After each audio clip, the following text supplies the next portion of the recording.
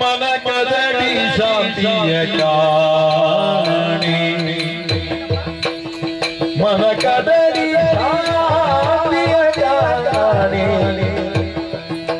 ಇರುಳುದು ಸ್ವಲ್ಪಗಳು ಅರಸುವ ಶಾಂತಿ ಕಾರಣದು ಅರಸುವ ಶಾಂತಿ ಕಾರಣದು ನೀನೈದು ಅರುಗಲಾರೆಯ ಎನ್ನುನು ನೀನೈದು ಅರುಗಲಾರೆಯ ಎನ್ನುನು ವಿರಸವಿಲ್ಲವೋ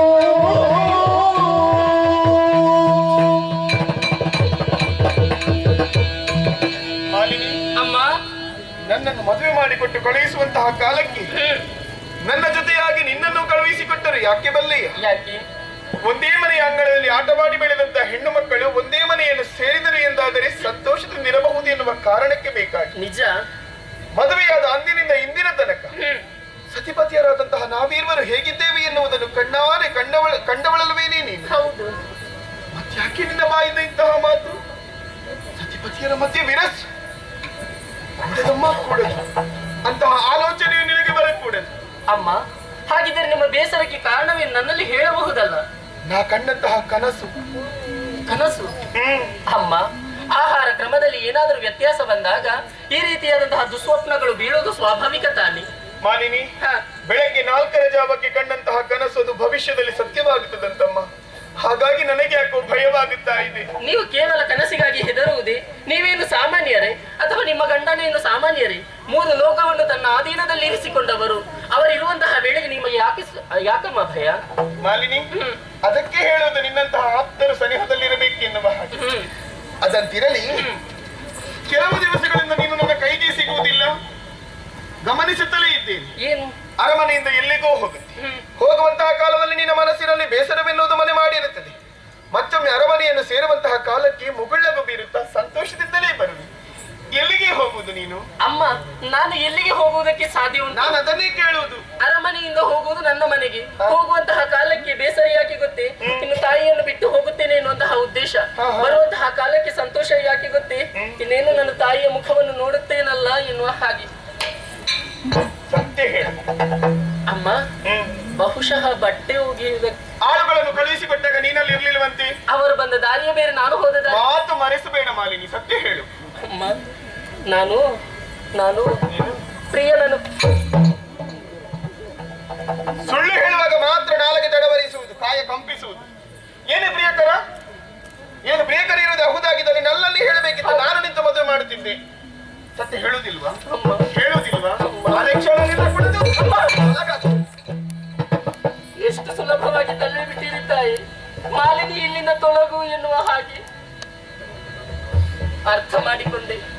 ಹಾರುವಂತಹ ಹಕ್ಕಿಗೆ ತಾನಿದ್ದಂತಹ ಮರದಲ್ಲಿ ಫಲ ಸಿಗದಿದ್ದರೆ ಏನಂತೆ? ಫಲಭರಿತವಾದಂತಹ ಇನ್ನೊಂದು ಮರವನ್ನು ಆಯ್ಕೆ ಮಾಡಿ ಹಾರಿಕೊಂಡು ಹೋಗುತ್ತೇನೆ ತಾಯಿ. ಪ್ರಪಂಚ ವಿಶಾಲವಾಗಿ ಉಂಟು. ಮಂದಿರದಲ್ಲಿಯೋ ಅಥವಾ ಭಿಕ್ಷಾವೃತ್ತಿಯಲ್ಲಾದರೂ ನನ್ನ ಜೀವನವನ್ನು ನಾನು ಸಾಗಿಸಿರುತ್ತೇನೆ.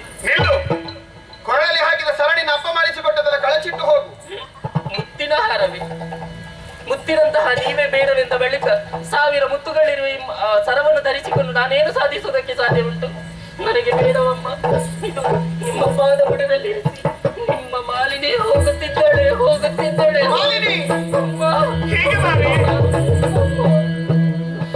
ಕೋಪದಿಂದ ಒಂದೆರಡು ಮಾತು ಹೇಳಿದೆ ಎನ್ನುವ ಕಾರಣಕ್ಕೆ ಬೇಕಾಗಿ ಹೊರಟೇ ಬಿಟ್ಟೇನೆ. ಇದು ನಿನಗಾಗಿ ಮಾಡಿರುತ್ತಿದ್ದ ಹಾರ. ಇದು ನಿನ್ನ ಕೊರಳಲ್ಲಿದ್ದರೆ ಚಂದ. ಮಾಲಿನಿ, ಈಗಲಾದ್ರೂ ಹೇಳ್ಬಹುದಲ್ವಾ ಎಲ್ಲಿಗೆ ಹೋಗುವುದು ನೀನು ಎನ್ನುವ ಹಾಗೆ? ಅಮ್ಮ, ನಾನು ಸತ್ಯವನ್ನು ಹೇಳುತ್ತಾ ಇದ್ದೆ. ನಮ್ಮನ್ನು ಬಿಟ್ಟರೆ ಇಲ್ಲಿ ಆದರೂ ನಿಮ್ಮ ಪತಿದೇವರಿಗೆ ತಿಳಿದರೂ ತೊಂದರೆಯಾದಿದ್ದಮ್ಮ. ಹೇಳಬಾರದ ವಿಚಾರವೇ ಹೌದಾಗಿದ್ದಲ್ಲಿ ಆ ಪರಬ್ರಹ್ಮ ಬಂದು ಕೇಳಿದ್ರು ಹೇಳುವುದಿಲ್ಲ. ನಾನು ಹೇಳುವುದಿಲ್ವೇ? ಇಲ್ಲವೇ ಇಲ್ಲ. ಆದರೆ ಸತ್ಯವನ್ನು ಹೇಳುತ್ತೇನೆ. ಸರಿ, ನಾನು ಪ್ರಿಯನನ್ನು ಕಾಣುವುದಕ್ಕಾಗಿ ಹೋಗುವುದು ಎನ್ನುವ ಹಾಗೆ ಹೇಳಿದನಲ್ಲ. ಹೌದು. ಅವರು ನನಗೆ ಮಾತ್ರ ಪ್ರಿಯ ಅಲ್ಲ, ಅವರು ಲೋಕಕ್ಕೆ ಪ್ರಿಯವರಮ್ಮ. ಯಾರೇ ಅದು? ಅವರೇ ಜಾಬಾಲಿ ಮುನಿಗಳು. ಹೌದು. ಸರಿ, ಅವರ ಬಳಿಗೆ ಹೋಗಿ ಅವರ ಅಮೃತ ತುಲ್ಯವಾದಂತಹ ಮಾತುಗಳನ್ನು ಕೇಳಿ ಹರ್ಷಗೊಂಡು ಅರಮನೆಯತ್ತ ಬರುತ್ತಾ ಇದ್ದವಳಮ್ಮ ನಾನು. ಮಾಲಿನಿ, ಅಮ್ಮ, ನನ್ನ ಮನಸ್ಸಿನಲ್ಲಿ ಬೇಸರವೆನ್ನುವುದು ಮನೆ ಮಾಡಿದೆಯಮ್ಮ. ನನ್ನನ್ನು ಕರೆದುಕೊಂಡು ಹೋಗುವೆ ಏನೇ? ಸಾಮ್ರಾಜ್ಞಿಯಾದಂತಹ ನಿಮ್ಮನ್ನಲ್ಲಿಗೆ ಕರೆದುಕೊಂಡು ಹೋಗುವುದೇ? ಹೌದು. ಯಾರಾದರೂ ನೋಡಿದರೆ ತೊಂದರೆಯಾದಿತಮ್ಮ. ಯಾರಾದ್ರೂ ಕೇಳಿದೆ ಉಪವನಕ್ಕೆ ತಿರುಗಾಟಕ್ಕೆ ಹೋಗಿದ್ದಾರಂತ ಹೇಳಿದ್ರೆ ಆಯ್ತು. ಹೋಗುವುದು ಹೇಗೆ? ಅದು ಅಲ್ಲಿ ದೂರದಲ್ಲಿ ಕಾಣಿಸುತ್ತಾ ಇದೆ ಧವಳ ವರ್ಣದ 2 ಅಶ್ವಗಳು. ಅದನ್ನೇ ಏರಿಕೊಂಡು ಹೋಗೋಣ. ಸಾವಕಾಶ. ವಿಹಾರ ಎನ್ನುತ್ತ ಅರಸಿ ಮೆರಸಿ ಕುಪಿತದೊಳಗಿದನು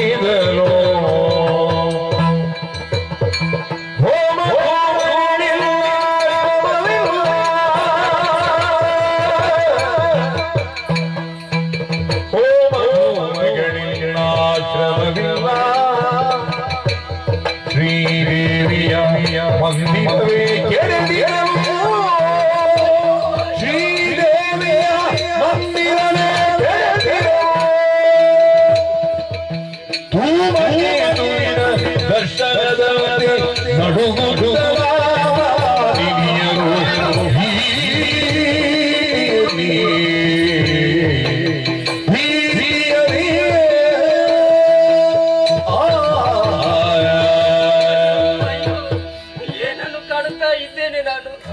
ಮಹಾರಾಣಿಯ ಜೊತೆಗೆ ಗುಪ್ತವಾಗಿ ಪುಣ್ಯಾಶ್ರಮದ ಪರಿಸರಕ್ಕೆ ಬಂದೆ ಎಂದಾದರೆ ಇಲ್ಲಿ ಯಾವುದು ನನ್ನ ಕಣ್ಣು ಮುಂಭಾಗಕ್ಕೆ ಗೋಚರಿಸುತ್ತಾ ಇಲ್ಲ. ಎಲ್ಲವೂ ಅಸ್ತವ್ಯಸ್ತವಾಗಿ ಹೋಗಿದೆ. ಎಲ್ಲ ಇದಕ್ಕೆಲ್ಲ ಉತ್ತರವನ್ನು ಹೇಳಿಕೊಡಬೇಕಾದಂತಹ ನನ್ನ ಗುರುದೇವನು ಕಾಣುವುದಿಲ್ಲ. ನನ್ನ ಗುರುದೇವನು ಕಾಣುವುದಿಲ್ಲ.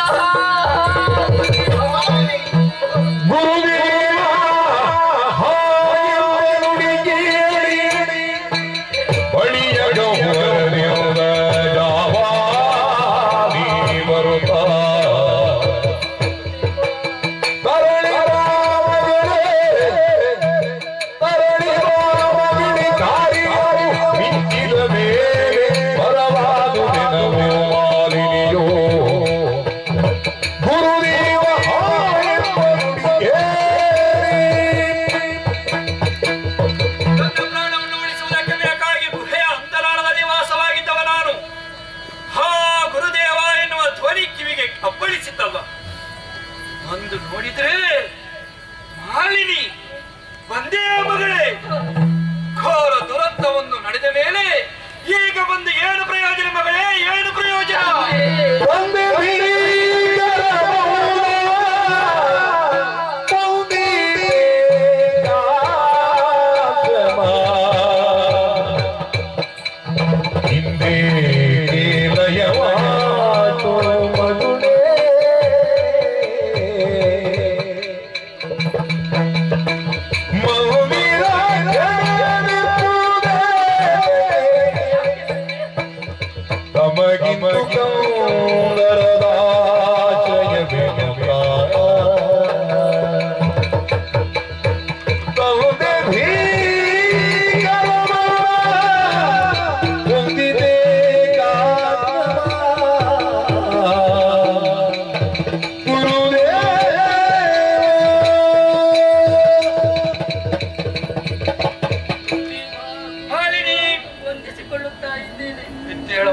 ಎಂದಿನಂತೆ ಇಂದು ಕೂಡ ನಿಮ್ಮ ಪುಣ್ಯಶ್ರಮದ ಪರಿಸರವನ್ನು ಸೇರಿದವಳು ನಾನು. ಬಂದು ನೋಡಿದೆ ಎಂದಾದರೆ ಹೋಮ ಧೂಮಗಳು ಕಾಣುವುದಿಲ್ಲ. ಅಷ್ಟೇ ಅಲ್ಲ, ದುರ್ಗಾ ದೇವಿಯ ಮಂದಿರವೇ ನೆಲಸಮವಾಗಿ ಹೋಗಿದೆ. ನರಿ ನಾಯಿಗಳು ಓಡಿಡುತ್ತಾ ಇವೆ.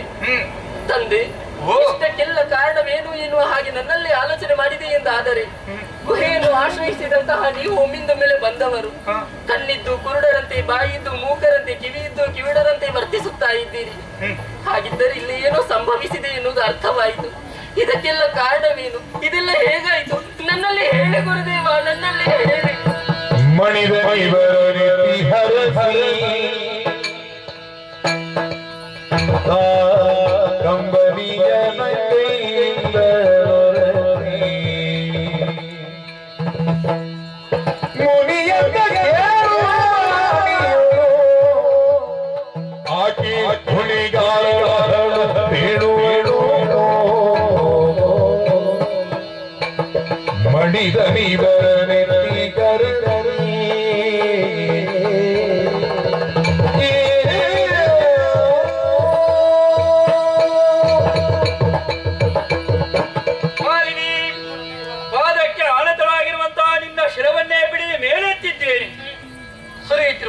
ಕಣ್ಣೀರನ್ನು ಇದು ಕೈಯಿಂದ ಒರೆಸ್ತಾ ಇದ್ದೇನೆ ಮಗಳೇ. ಚಿಂತಿಸಬೇಡ. ಶಾಂತಿಯನ್ನು ಬಯಸಿ ಬಂದಂತಹ ತಾಣದಲ್ಲಿ ಈಗ ಅಶಾಂತಿಯೇ ಕಾಣುತ್ತಾ ಇದೆ. ಪಟುಗಳ ವೇದ ಪಠಣ ಕೇಳಿಸುವುದಿಲ್ಲ, ಹೋಮದ ಧೂಮ ಏಳುವುದಿಲ್ಲ, ದೇವಾಲಯ ನೆಲ ಸಮಾನವಾಗಿದೆ. ಇಷ್ಟಕ್ಕೆಲ್ಲ ಕಾರಣ ಯಾರು?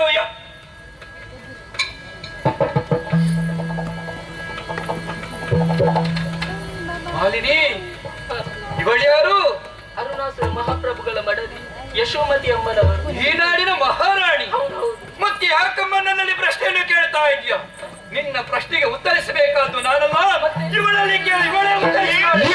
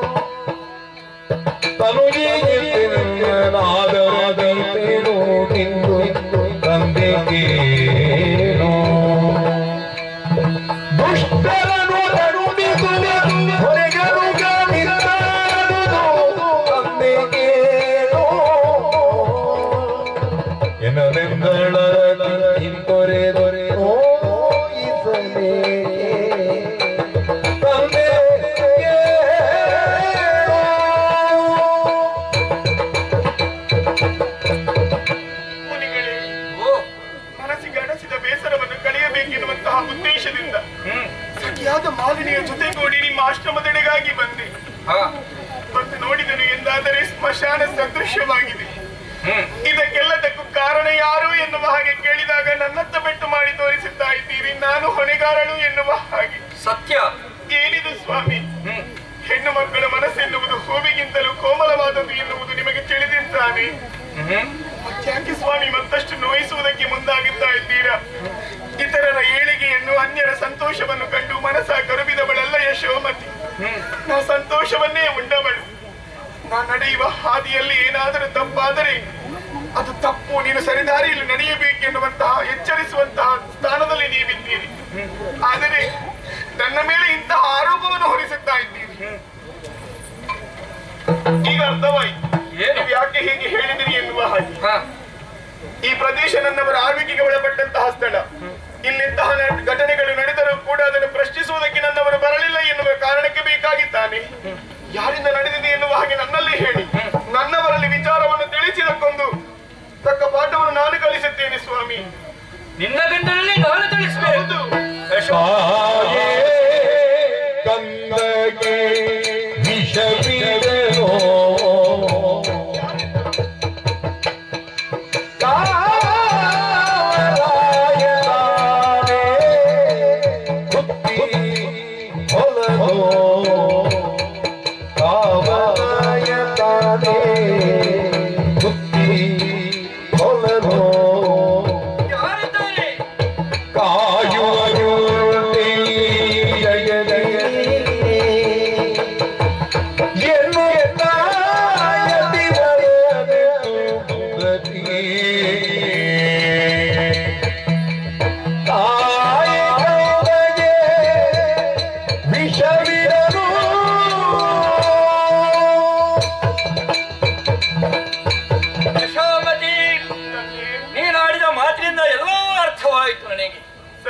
ನೀನೆಷ್ಟು ಮುಗ್ಧೆ ಎನ್ನುವುದು ವಾಸ್ತವಾದ ಎಲ್ಲ ವಿಚಾರ ನಿನ್ನ ಗಮನಕ್ಕೆ ಬರಲಿಲ್ಲ ಎನ್ನುವುದನ್ನ ಮಾತ್ರ ಮೂಲಕವಾಗಿ ಅರ್ಥವಿಸಿಕೊಂಡೆ. ಏನು ಸ್ವಾಮಿ? ಮಗಳೇ, ಬೆಳೆಯನ್ನು ರಕ್ಷಣೆ ಮಾಡುವುದಕ್ಕೆ ಬೇಕಾಗಿ ಕೃಷಿಕರವರು ತನ್ನ ಬೆಳೆಗೆ ಬೇಳೆಯನ್ನು ಬೆಳೆಯುತ್ತಾರೆ. ಆ ಬೇಳೆಯದ್ದು ಹೊಲವನ್ನು ಮೆತ್ತರೆ ರಕ್ಷಣೆ ಮಾಡುವವರು ಯಾರಿದ್ದಾರೆ? ರಕ್ಷಣೆಗೆ ನಿಂತಹ ಬಟನೆ ಭಕ್ಷಣೆಗೆ ತೊಡಗಿದ ಹಾಗಾಗಲಿಲ್ಲವೇ? ಅಲ್ಲವೇ? ಖಂಡಿತ. ತಾಯಿಯಾದ ಒಳಪಲು ಗರ್ಭದಲ್ಲಿ ನವಮಾಸರಿಸಿಕೊಂಡು ದಶಮಾಸದಲ್ಲಿ ಪ್ರಪಂಚ ಬೆಳಕನ್ನು ಕಾಣಿಸುವುದಕ್ಕೆ ಕಾರಣ ಆಗ್ತಾಳೆ ಮಹಾ ತಾಯಿ. ನಿಜ. ಸ್ತನ್ಯಪಾನವನ್ನು ಮಾಡುವ ಮೂಲಕವಾಗಿ ಎದೆತ್ತರಕ್ಕೆ ಬೆಳೆಸಿದಂತಹ ಮಗುವಿಗೆ ತಾನೇ ವಿಷವನ್ನು ಉಳಿಸಿದ್ರೆ ಅವಳೇನಾಗುತ್ತಾಳೆ? ಅವಳು ಹೆಮ್ಮಾರಿಗೆ ಸಮಾನಳಾಗುತ್ತಾಳೆ. ನೋಡು, ಪ್ರಜೆಗಳೆಲ್ಲರೂ ನಿರ್ಭೀತಿಯಿಂದ ಬದುಕುವುದು ಯಾವ ಕಾರಣಕ್ಕೆ ಬೇಕಾಗಿ? ನಮ್ಮನೆಯ ಧರ್ಮಿಷ್ಠರಾಗುತ್ತಾರೆ, ನಮ್ಮ ಕಷ್ಟದಲ್ಲಿ ನಮ್ಮ ಕೈ ಹಿಡಿಯುತ್ತಾರೆ ಎನ್ನುವ ನೆಮ್ಮದಿಯಿಂದ. ಹೌದು. ಅಂತ ಅರಸನೇ ಕೊಟ್ಟಿ ಕೊಟ್ಟಿ ಕೊಲ್ಲುವುದಕ್ಕೆ ಮನ ಮಾಡಿದ ಕಾಯುವವರು ಯಾರಿದ್ದಾರಮ್ಮ? ಕಾಯುವುದಕ್ಕೆ ಯಾರಿದ್ದಾರೆ? ನಿಮ್ಮ ಮಾತಿನ ಅರ್ಥ? ನನ್ನ ಮಾತಿನ ಮರ್ಮ ಗೊತ್ತಾಗ್ಲಿಲ್ವೇ ನಿನಗೆ? ಇಲ್ಲ. ಇಷ್ಟಕ್ಕೆಲ್ಲ ಕಾರಣ ಯಾರು ಯಾರು ಎನ್ನುವ ಹಾಗೆ ಪ್ರಶ್ನೆ ಮಾಡ್ತಾ ಇದೆಯಲ್ಲ. ನಡೆದ ದುರಂತಕ್ಕೆ ಕಾರಣ ಮತ್ಯಾರಲ್ಲ, ನಿನ್ನ ಗಂಡನಾಗಿ ಅರುಣಾಶ್ರಯ ಕಾರಣ. ಏನಿದು ಮುನಿಗಳು? ಏನು? ಸದಾ ಪ್ರಜಾರಂಜಕರಾಗಿ ಮೆರೆದಾಡಿದವರು ನನ್ನವರು. ದುಷ್ಟರನ್ನು ಶಿಕ್ಷಿಸುತ್ತಾ ಶಿಷ್ಟರನ್ನು ಪರಿಪಾಲಿಸುತ್ತಾ ಬಂದಿದ್ದಾರೆ. ಹೀಗಿರುವಾಗ ಅವರಿಂದ ಇಂತಹ ಕಾರ್ಯಗಳು ನಡೆದಿದೆ ಎನ್ನುವ ಹಾಗೆ ನೀವು ಮಾಡಿದ್ರೆ ಒಪ್ಪಿಕೊಳ್ಳುವುದಕ್ಕೆ ಸಾಧ್ಯವೇ ಇಲ್ಲ. ನಿಸ್ವಾರ್ಥಿಯಾಗಿರುವಂತಹ ಜಾಬಾಲಿಯ ಮಾತಿನಲ್ಲಿ ನಂಬಿಕೆ ಭರಿಸಬೇಕಾದ್ರೆ ಇದು ಸತ್ಯ ದರ್ಶನ ಮಾಡ್ತೇನೆ. ನೋಡಿಕೋ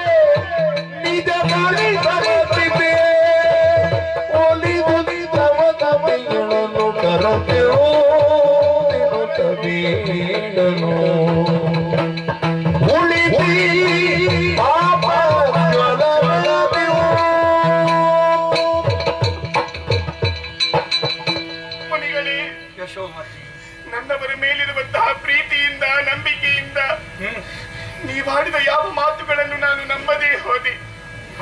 ದಿವ್ಯ ಜ್ಞಾನವನ್ನೇ ಕರುಣಿಸಿದ್ದೀರಾ. ನೋಡಿದೆ, ಎಲ್ಲವನ್ನು ಕಣ್ಣಾರೆ ಕಂಡೆ. ಕಂಡಲ್ಲಿ ಗೋಬ್ರಾಹ್ಮಣರನ್ನು ಹಿಂಸಿಸುವಂತಹ ದೃಶ್ಯ, ಋಷಿ ಮುನಿಗಳನ್ನು ಪೀಡಿಸುವಂತಹ ದೃಶ್ಯ, ಸ್ತ್ರೀ ಹತ್ಯೆ, ಶಿಶು ಹತ್ಯೆ, ಹೆಚ್ಚೇಕೆ, ಸುರಪನ ಮಡದಿಯಾದಂತಹ ಇಂದ್ರಾಣಿ ತನ್ನ ಪತಿಗಾದಂತಹ ನೋವನ್ನು ಸಹಿಸುವುದಕ್ಕೆ ಅಸಾಧ್ಯವಾಗಿ ಆ ಚಂಡಿಕೆಯನ್ನೇ ಅರ್ಚಿಸುವಂತಹ ದೃಶ್ಯವನ್ನು ಕಣ್ಣಾರೆ ಕಂಡೆ. ಮುನಿಗಳೇ, ನನ್ನವರು ಮಾಡಿದಂತಹ ಎಲ್ಲ ತಪ್ಪಿಗೆ ನಾನು ನನ್ನ ತಲೆ ಕೊಡುತ್ತೇನೆ.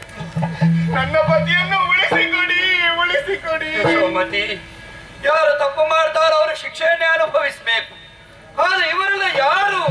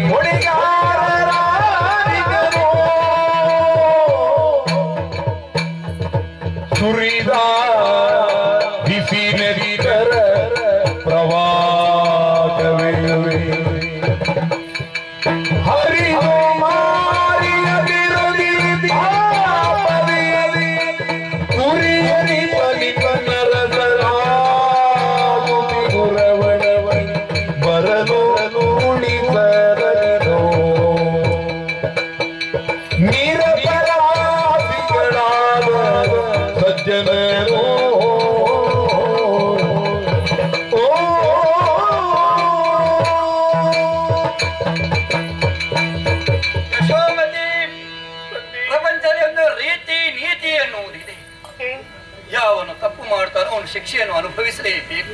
ಸರಿ, ಆದರೆ ಇಲ್ಲಿ ಶಿಕ್ಷೆಗೆ ಒಳಗಾದವರು ಯಾರು ಎನ್ನುವ ಹಾಗೆ ಆಲೋಚನೆ ಮಾಡಿದ್ದೀಯ. ಯಾರು ತಪ್ಪುಗಾರರಲ್ಲಮ್ಮ, ಯಾರು ತಪ್ಪುಗಾರರಲ್ಲ. ನೋಡು ಆ ಕಡೆ ಮಗುವಿನ ಶವವನ್ನು ಮುಂದಿರಿಸಿಕೊಂಡು ಹೆತ್ತವರ ಕಣ್ಣೀರನ್ನೇ ಸುರಿಸ್ತಾ ಇದ್ದಾರೆ, ಯಾವ ತಪ್ಪಿಗೆ ಬೇಕಾಗಿ. ಈ ಕಡೆ ನೋಡು, ಅಂತಿಮ ಕಾಲದಲ್ಲಿ ಸ್ಮಶಾನ ಯಾತ್ರೆಯನ್ನು ಕೈಗೊಳ್ಳುತ್ತಿರುವಂತಹ ಸಮಯದಲ್ಲಿ ನಮ್ಮ ಬಾಯಿ ಎಳ್ಳು ನೀರು ಬಿಡುವುದಕ್ಕೆ ಬೇಕಾಗಿ ನಮ್ಮ ಮಗ ಇದ್ದಾರೆ ಎನ್ನುವ ಹಾಗೆ ಕನಸನ್ನು ಕಾಣುತ್ತಾ ಇದ್ರು. ಅಂತ ತಂದೆ ತಾಯಿಯರು ಶವವನ್ನು ಮುಂದಿರಿಸಿಕೊಂಡು ಕಣ್ಣೀರನ್ನು ಸುರಿಸ್ತಾ ಇದ್ದೀರಲ್ಲ, ಯಾವ ತಪ್ಪಿಗೆ ಬೇಕಾಗಿ ಅವರಿಗೆ ಶಿಕ್ಷೆ? ನೋಡು, ನನ್ನ ಜೀವನಕ್ಕೆ ತಂದೆ ತಾಯಿಯವರೇ ಆಧಾರವಾಗಿ ಇರ್ತಾರೆ ಎನ್ನುವ ಹಾಗೆ ನಾನು ಕನಸನ್ನು ಕಂಡಂತಹ ಮಗುವೊಂದು ತಂದೆ ತಾಯಿಯ ಶವದ ಮುಂದೆ ರೋಧಿಸ್ತಾ ಇದೆ, ಕಣ್ಣೀರನ್ನು ಸುರಿಸ್ತಾ ಇದೆ. ಆ ಮಗು ಯಾವ ತಪ್ಪು ಮಾಡಿತಮ್ಮ, ಯಾವ ತಪ್ಪು ಮಾಡಿತು? ಬೇಡ ಬಿಡು, ಲೋಕದ ಕಲ್ಯಾಣವೇ ನಮ್ಮ ಧ್ಯೇಯ ಎನ್ನುವ ಹಾಗೆ ನಮ್ಮ ಜೀವನವನ್ನೇ ಲೋಕಕ್ಕೆ ಮುಡಿಪಾಗಿ ಅಂತ ಋಷಿ ಮುಡಿಗಳು ನಾವು. ನಿಜ, ನಾವು ಯಾವ ತಪ್ಪು ಮಾಡ್ತೀವಿ? ನಮಗೆ ಯಾಕೆ ಈ ರೀತಿಯ ಶಿಕ್ಷೆ? ನಿರಪರಾಧಿಗಳನ್ನು ಕೊಂದಂತಹ ಪರಿಣಾಮವಾಗಿ ಅವರ ರಕ್ತವು ನದಿಯೋಪಾದಿಯಲ್ಲಿ ಹರಿಯುತ್ತಾ ಇದೆ. ಹರಿಯುವಂತ ಪ್ರವಾಹವೇ ಮತ್ತೊಂದು ದಿವಸ ಮಾರಿಯೋಪಾದಿಯಲ್ಲಿ ಎದ್ದುಕೊಂಡು ಬಂದು ಪಾಪ ಕರ್ಮವನ್ನೇ ಮಾಡಿದಂತ ನಿಂದಗಂಡನಾಗಿದ್ದಂತ ಅರುಣಾಸನ ಬಲಿ ಪಡೆಯುವಾಗ ಯಾರು ರಕ್ಷಿಸುತ್ತಿದ್ದಾರೆ? ಯಾರು ರಕ್ಷಿಸುವುದಕ್ಕಿದ್ದಾರೆ?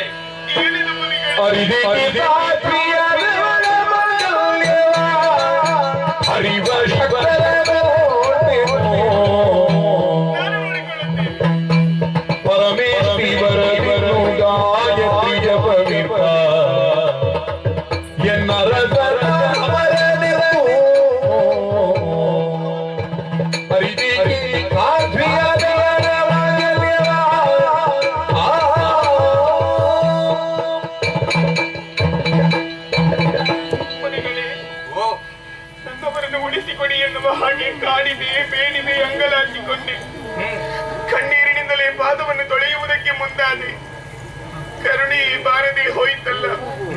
ಎಷ್ಟು ಕಠೋರವಾಗಿ ಆಡಿಬಿಟ್ಟಿರಿ. ನಿನ್ನ ಗಂಡ ಸಾಯಲೇಬೇಕು ಎನ್ನುವ ಹಾಗೆ. ಏನು ನನ್ನವರನ್ನು ಬಲವಿಲ್ಲದ ಅಲ್ಪ ಎನ್ನುವ ಹಾಗೆ ಭಾವಿಸಿಕೊಂಡಿರಾ? ಏನು ಮಹಾ? ಈ ಹಿಂದಕ್ಕಾದರೆ ವಿಧಿಯನ್ನು ತಪಸ್ಸಿನ ಮೂಲಕವಾಗಿ ಮೆಚ್ಚಿಸಿ ಅಜೇಯರಾದಂತಹ ವರವನ್ನು ಪಡೆದುಕೊಂಡವರಿದ್ದಾರೆ. ಹೆಚ್ಚೇಕೆ ಅವರ ಭಕ್ತಿಗೆ ಮೆಚ್ಚಿದಂತಹ ಶಾರದಾ ದೇವಿ ಒಲಿದಿದ್ದಾಳೆ ಗಾಯತ್ರಿ ಮಂತ್ರ. ನಿಮ್ಮ ಮಗಳ ಸಮಾನಳಲ್ವೇ ನಾನು? ನಾನು ಪತಿವ್ರತೆ ಎನ್ನುವುದನ್ನು ನೀವು ಒಪ್ಪಿಕೊಳ್ಳುತ್ತೀರಿ ತಾನೆ? ಪತಿವ್ರತ ನಾರಿಯೊಬ್ಬಳು ಮನಸ್ಸು ಮಾಡಿದಳು ಎಂದಾದರೆ ಏನನ್ನಾದರೂ ಸಾಧಿಸಬಲ್ಲಳು. ಆ ಕಾರಣದಿಂದಾಗಿ ಹೇಳುತ್ತಾ ಇದ್ದೇನೆ, ನನ್ನ ಕೊರಳಲ್ಲಿರುವಂತಹ ಮಾಂಗಲ್ಯವನ್ನು ಹರಿಯುವ ಶಕ್ತರು ಯಾರಿದ್ದಾರೆ ಅಂತ ನಾನು ನೋಡಿಕೊಳ್ಳುತ್ತೇನೆ. ಧರಿಸುವುದಕ್ಕೆ ಬರುವುದು ಯಾರು? ಬಲ್ಲೆಯ ನೀನು?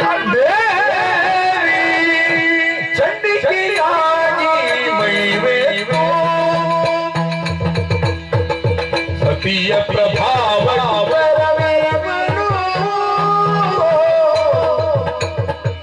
ಭಾವಿಸದಿರು ಜಪ ತಪವ ನಂಬಿದನೆ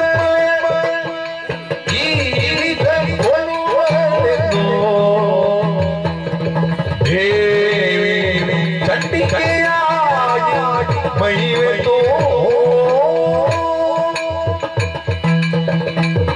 ಯಶೋಮತಿ, ನಿನ್ನ ಗಂಡ ಏನೆನ್ನುವುದನ್ನು ಮಾತೃ ಮೂಲಕವಾಗಿ ವಿವರಿಸುವುದಕ್ಕೆ ಮುಂದಾದವಳು ನೀನು. ಅಜೇಯನಾಗಿ ಮೆರೆಯಬಲ್ಲಂತಹ ವರವನ್ನು ಪಡೆಯುತ್ತಾರೆ ಎನ್ನುವ ಹಾಗೆ ಆಲೋಚನೆ ಮಾಡಮ್ಮ. ಈ ಪ್ರಪಂಚದಲ್ಲಿ ಅದೆಷ್ಟೋ ದಾನವರು ಬೆಳೆದಿದ್ದಾರೆ, ಬದುಕಿದ್ದಾರೆ. ತಾನು ಅಜೇಯರಾಗಿ ಉಳಿಯಬೇಕೆನ್ನುವ ಕಾರಣಕ್ಕೆ ಬೇಕಾಗಿ ವಿಧಿಯಿಂದಲೋ ಹರನಿಂದಲೋ ಬೇಕಾದ ವರವನ್ನು ಗಳಿಸಿಕೊಂಡಿದ್ರು ಕೂಡ ಯಾರು ಶಾಶ್ವತವಾಗಿ ಉಳಿಯಲಿಲ್ಲ. ಮತ್ತೆ ಅರುಣಾಸುರನೇನು ಮಹಾ ಆಡಿಕೊಂಡೇ ಅಲ್ಲ, ಗಾಯತ್ರಿ ಮಂತ್ರದ ಉಪಾಸನೆಯನ್ನೇ ಮಾಡ್ತಾ ಇದ್ದಾರೆ ಎನ್ನುವ ಕಾಲದಲ್ಲಿ ಮಾಡುತ್ತಾ ಇದ್ದಾರೆ. ಇಲ್ಲಮ್ಮ, ನಿನ್ನ ಗಮನಕ್ಕೆ ಯಾವುದು ಬರಲಿಲ್ಲ. ಈಗ ತ್ರಿಕಾಲದಲ್ಲಿ ಮಾಡ್ತಿರುವುದೇನು ಬಲ್ಲೆಯ? ನಮ್ಮಂತ ಋಷಿಮಣಿಗಳ ಚಿರಬಂಡೆ ಛಾದಿಸ್ತಾ ಇದ್ದಾರೆ. ಪಾಪ ಕರ್ಮವನ್ನು ಮಾಡಿದಂತ ನಿನ್ನ ಗಂಡನಿಗೆ ಈ ಪ್ರಪಂಚದಲ್ಲಿ ನಾನು ಉಳಿಸಿದೆ ಎನ್ನುವ ಹಾಗೆ ನೀನು ಮಾತನಾಡುತ್ತಾ ಧೈರ್ಯದ ವಾಕ್ಯದಿಂದ ಮುಂದುವರಿಯುತ್ತಾ ಇದೆಯಲ್ಲ. ಈ ಪ್ರಪಂಚದಲ್ಲಿ ಪತಿವ್ರತೆಯರಿಂದ ಏನು ಆಗಿದೆ ಎನ್ನುವುದನ್ನು ಚೆನ್ನಾಗಿ ಅರಿತವನಾಗಿದ್ದೆ. ಸಾಧಿಸಿದ್ರೆ ಎಷ್ಟು ಉತ್ತಮವನ್ನು ಏರುವುದಕ್ಕೆ ಪತಿವ್ರತೆಯರಿಗೆ ಸಾಧ್ಯ. ಆದ್ರೆ ಗಂಡ ಪರಮ ಧರ್ಮಿಷ್ಠನಾಗಿರಬೇಕು. ನಿನ್ನ ಗಂಡ ಕೊಲಪಾತಕಿಯಾಗಿದ್ದಾನೆ. ಆದ್ದರಿಂದ ಅವನಿಗೆ ಅವಸಾನ ಎನ್ನುವುದು ಕಟ್ಟಿಟ್ಟ ಬುದ್ಧಿ. ನಿನಗೆ ಉತ್ತರವನ್ನು ಕೊಡುವುದಕ್ಕೆ ನಮ್ಮಂತವರು ಬರುವುದಲ್ಲಮ್ಮ ತಾಯೇ. ಮುಂದೊಂದು ದಿನ ಆ ದೇವಿಯೇ ಚಂಡಿಕೆಯಾಗಿ ಬಂದು ನಿನ್ನ ಗಂಡನನ್ನೇ ಬಲಿ ಪಡೆಯುವಾಗ ಯಾರಿದ್ದಾರೆ ಉಳಿಸುವವರು? ಯಾರಿದ್ದಾರೆ? ದೇವಿ ಬರುವಳೆ. ಶ್ರೀ ಪದನಾಡೆ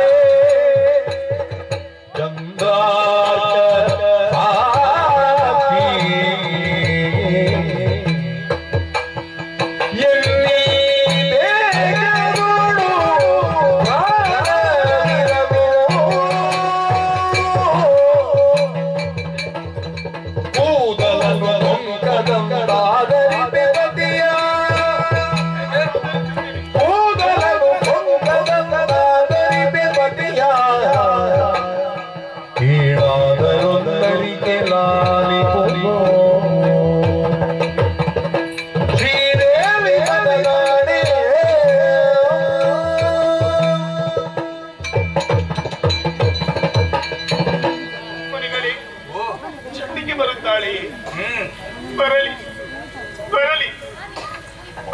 ಹೊಳಿತಾ ಇತ್ತು.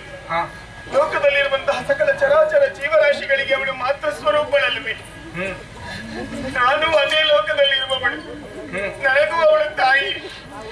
ಚಂಡಿಗೆ ಬಂದಂತಹ ಕಾಲಕ್ಕೆ ನೇರವಾಗಿ ಅವಳ ಬಳಿ ಹೋಗುತ್ತೇನೆ, ಸೆರೆಗೊಟ್ಟಿ ಬೇಡಿಕೊಳ್ಳುತ್ತೇನೆ, ಅಮ್ಮ ನನ್ನ ಪತಿಯನ್ನು ಉಳಿಸಿಕೊಡಮ್ಮ ಎನ್ನುವ ಹಾಗೆ. ಈ ಪ್ರಪಂಚದಲ್ಲಿರುವಂತಹ ಯಾವ ತಾಯಿಯಾದರೂ ತನ್ನ ಮಗಳ ಕೊರಳ ಮಾಂಗಲ್ಯವನ್ನು ಹರಿಯುವ ಪ್ರಯತ್ನ ಮಾಡುತ್ತಾಳೆಯೇ? ಇಲ್ಲ ಇಲ್ಲ. ಆ ಕಾರಣದಿಂದಾಗಿ ಆ ಧೈರ್ಯದಿಂದಲೇ ಹೇಳಿಕೊಳ್ಳುತ್ತಾ ಇದ್ದೇನೆ. ಶ್ರೀದೇವಿಯ ಪದದಾಣಿ, ಸೂರ್ಯ ಚಂದ್ರನ ಮೇಲಾಣಿ, ಘನ ತಪೋನಿಧಿಗಳಾದಂತಹ ನಿಮ್ಮ ಪಾದದ ಮೇಲಾಣಿ, ನನ್ನ ದೇಹದಲ್ಲಿ ಪ್ರಾಣವಿರುವ ತನಕ ನನ್ನ ಗಂಡನ ಪ್ರಾಣ ಬಿಡಿ, ಒಂದೇ ಒಂದು ಕೂದಲು ಕೊಂಕದ ಹಾಗೆ ನಾನು ಆಧರಿಸುತ್ತೇನೆ, ನಾನು ಆಧರಿಸುತ್ತೇನೆ.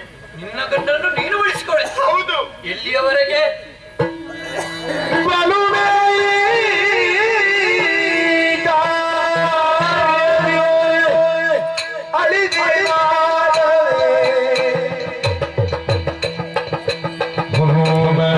ಬಲಿ ಗುರುವಳ ಪತಿಯ ಬಲಿ ಬಲಿ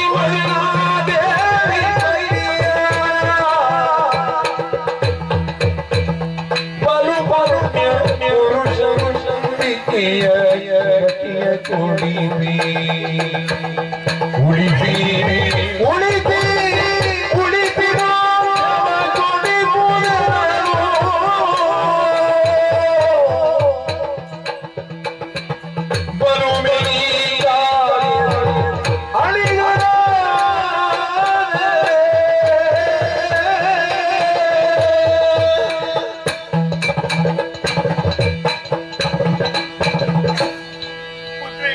ಉದ್ವೇಗದ ಬರದಲ್ಲಿ ಎರಡು ಮಾತುಗಳನ್ನಾಡಿದೆ. ನನ್ನ ಗಂಡನನ್ನು ನಾನು ಉಳಿಸಿಕೊಳ್ಳುತ್ತೇನೆ ಎನ್ನುವ ಹಾಗೆ. ಎಲ್ಲಿಯ ತನಕ? ನನ್ನ ದೇಹದಲ್ಲಿ ಪ್ರಾಣವಿರುವ ತನಕ ಮಾತ್ರ. ವಿಶಾಲವಾಗಿ ಬೆಳೆದು ನಿಂತಹ ಆಲದ ವೃಕ್ಷವನ್ನು ಕತ್ತರಿಸುವಂತಹ ಕಾಲಕ್ಕೆ ಅದನ್ನೇ ಸುತ್ತುವರೆದು ಬೆಳೆದು ನಿಂತಹ ಬಳ್ಳಿಗಳು ಮೊದಲಾಗಿ ಕತ್ತರಿಸಲ್ಪಡುತ್ತದೆ. ನನ್ನವರಿಗಿಂತ ಮೊದಲು ನಾನು ಅಳಿದೆನು ಎಂದಾದರೆ ಚಂಡಿಕೆ ಖಂಡಿತವಾಗಿ ಬರುತ್ತಾಳೆ. ಬಂದವಳು ಸುಮ್ಮನೆ ಉಳಿಯಲಾರಳು. ನನ್ನ ಗಂಡನನ್ನು ಆಹುತಿಗೊಂಡಾಳು. ಲೋಕೋತ್ತರ ಕೀರ್ತಿಯನ್ನು ಸಾಧಿಸಿದಂತಹ ನನ್ನ ಪ್ರಭುಗಳು ಚಂಡಿಕೆಯಿಂದ ಹತರಾದರೆ ಎಂದಾದರೆ ಮುಕ್ತಿ ಬಾಹಿರರಾಗುತ್ತಾರೆ. ಹಾಗಾಗ ಕೂಡದು ಮುನಿಗಳೇ, ಚಂಡಿಗೆ ಬಂದಂತಹ ಕಾಲಕ್ಕೆ ನೇರವಾಗಿ ಅವಳ ಬಳಿ ಹೋಗಿ ನನ್ನ ಗಂಡನಿಗೆ ಮೋಕ್ಷವನ್ನು ಕೊಡಿಸಿ ಬಿಡುಲು ಕೂಡ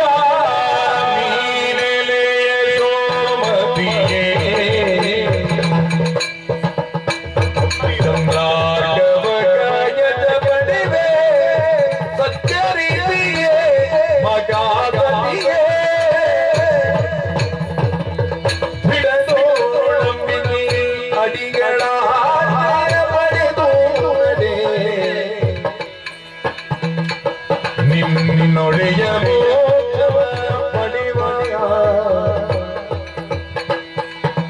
ಅಂಬಿಕೆ ಅಡಿಗಳ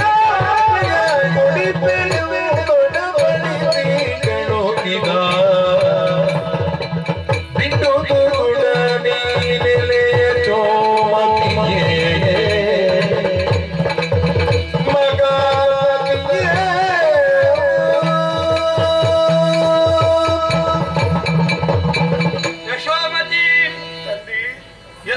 ಪತಿವ್ರತೆ ಎನ್ನುವುದು ನಿನ್ನ ಮಾತಿನ ಮೂಲಕವಾಗಿ ಅರಿತೆ ಅಮ್ಮ. ಭಾರತೀಯ ನಾರಿಯ ಬಾಯಿಯಿಂದ ಬರುವಂತಹ ಮಾತನ್ನೇ ನೀನು ಆಡಿದ್ದೆ. ಕುಂಟನಾಗಲಿ, ಕುರುಡನಾಗಲಿ, ರೋಗಿಷ್ಠನಾಗಲಿ ಅವನೇ ನನ್ನ ಗಂಡ ಎನ್ನುವ ಹಾಗೆ ತಿಳಿದು ವ್ಯವಹರಿಸುವವಳು ಸತಿ. ಹೌದು. ನಿನ್ನ ಗಂಡ ಪರಮ ಪಾಪಿಷ್ಟ ಎಂದುಕೊಂಡು ತಿಳಿದಿದ್ರು ಕೂಡ ಅವನನ್ನು ಬದಲಾಯಿಸುವಂತಹ ಪ್ರಯತ್ನವನ್ನು ನಾನು ಮಾಡ್ತೇನೆ ಹಾಗೆ ಆಡಿಕೊಂಡೆಯಲ್ಲ. ಮೆಚ್ಚಿದೆಯಮ್ಮ. ಅದೆಷ್ಟೋ ಪತಿವ್ರತೆಯರ ಸಾಲಿನಲ್ಲಿ ವಿರಾಜಮಾನರಾಗಿ ರಾರಾಜಿಸುವಂತಹ ಸಮಯ ನಿನ್ನ ಪಾಲಿಗೂ ಬರ್ತದೆ. ಸೂರ್ಯಚಂದ್ರ ಎಷ್ಟವರೆಗೆ ಶಾಶ್ವತವಾಗಿ ಉಳಿಯುತ್ತಾರೋ ಅಲ್ಲಿಯವರೆಗೆ ಯಶೋಮತಿ ಪರಮ ಪತಿವ್ರತೆ ಎನ್ನುವ ಹಾಗೆ ಪ್ರಖ್ಯಾತಿಯನ್ನು ಪಡೆ. ಇನ್ನು ನಿನ್ನ ಗಂಡನಿಗೆ ಮೋಕ್ಷ. ಯಶೋಮತಿ ತಂದೆ, ಕಾಲ ಇನ್ನೂ ಮಿಂಚಿಲ್ಲ. ಅವನನ್ನು ತಿದ್ದುವಂತಹ ಪ್ರಯತ್ನದಲ್ಲಿ ನೀನೇ ಮುಂದುವರಿ. ಒಂದು ವೇಳೆ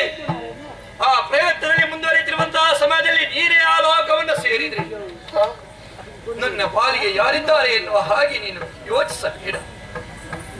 ನಿನ್ನ ಪಾಲಿನ ತಂದೆಯಾಗಿ ಗುರುವಾಗಿ ನಾನಿರುತ್ತೇನೆ. ಏಕಾಗಿ ಆಗಿರುವಂತಹ ಹೊತ್ತಿನಲ್ಲಿ ಆ ಶ್ರೀದೇವಿಯಲ್ಲೇ ಕಾಡಿ ಬೇಡುವುದರ ಮೂಲಕವಾಗಿ ಅರುಣಾಸುರಿಗೆ ಮೋಕ್ಷವನ್ನು ನಾನು ಕೊಡಿಸ್ತೇನೆ. ಹಾಗೆಯೇ ಆಗಲಿ ಯಶೋಮತಿ, ತಂದೆ. ಮನಸ್ಸಿನ ನೆಮ್ಮದಿಗೆ ಬೇಕಾಗಿ ಏಕಾಂತಕ್ಕೆ ಬೇಕಾಗಿ ಆಶ್ರಮದ ಪರಿಸರವನ್ನು ಸೇರಿಕೊಂಡವಳು ನೀನು. ನೆಮ್ಮದಿಯನ್ನು ಕೊಡಬೇಕಾದ ನಾನಿಂದು ವಾಸ್ತವ ಸತ್ಯವನ್ನೇ ಅರುಹುವುದರ ಮೂಲಕವಾಗಿ ಇನ್ನಷ್ಟು ವೇದನೆಯನ್ನು ನಾನು ಕೊಟ್ಟೆಯಮ್ಮ. ಯಾವುದನ್ನು ಮನಸ್ಸಿನಲ್ಲಿ ಇರಿಸಿಕೊಳ್ಬೇಡ. ಎಲ್ಲರ ಕಣ್ಣೀರನ್ನು ಒರೆಸುವವಳು ಜಗದಂಬೆ ಆಗಿರುವಂತಹ ಶ್ರೀದೇವಿ. ಅವಳ ಪಾದವನ್ನೇ ಆಶ್ರಯಿಸು, ಕಾಡು ಬೇಡಿ ನಿನ್ನ ಇಚ್ಛೆಯನ್ನು ಖಂಡಿತವಾಗಿ ಅವಳು ಈಡೇರಿಸ್ತಾಳೆ.